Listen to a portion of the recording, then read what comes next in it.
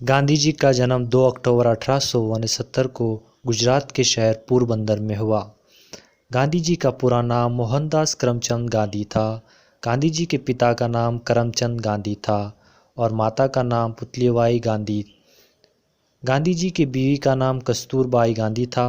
گاندھی جی کے بچوں کا نام ہری لال گاندھی، دیوداس گاندھی، منی لال گاندھی، رام داس گاندھی تھا۔ مہاتما کا لقب انہیں بنگال کے شاعر رابندر ناتھ ٹیگور نے دیا تھا۔ گاندھی جی 1888 میں میٹرک پاس کیے، 1891 میں لائر کی ڈگری حاصل کیے اور ممبئی میں وکالت شروع کر دی۔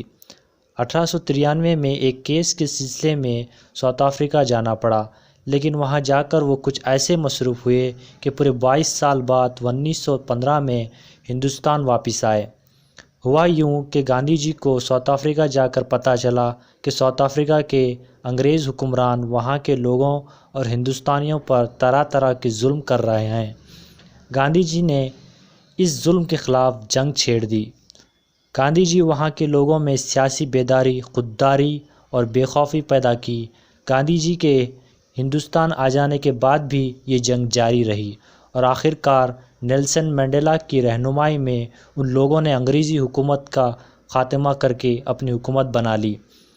1915 میں جب گاندھی جی ہندوستان واپس آئے تو یہاں بھی لوگ انگریزی حکومت سے بیزار تھے اور انڈین نیشنل کانگریس کی رہنمائی میں آزادی حاصل کرنے کے لیے جدوجہد کر رہے تھے۔ گاندھی جی بھی کانگریس میں شامل ہو گئے اور کچھ سال بعد اپنی وکالت کے پیشے کو چھوڑ کر کانگریس کی باغ دوڑ سنبھال لی۔ رفتہ رفتہ ملک کے بڑے لوگ ان کے ساتھ شامل ہو گئے اور کانگریس ایک بہت بڑی تحریک بن گئی۔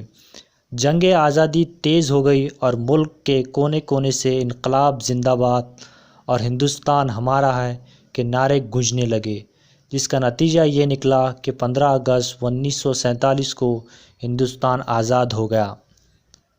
نہرو جی گاندھی جی کو باپو کہہ کر بلاتے تھے۔ بعد میں یہی خطاب ان کے ساتھ ہمیشہ کے لیے جڑ گیا۔ گاندھی جی نے اپنی تمام دولت قوم کے حوالے کر دی اور خود صرف اتنے ہی کپڑے پہنتے تھے جتنے ایک غریب ہندوستانی کو ملتے تھے، یعنی صرف دھوتی کرتا اور پگڑی۔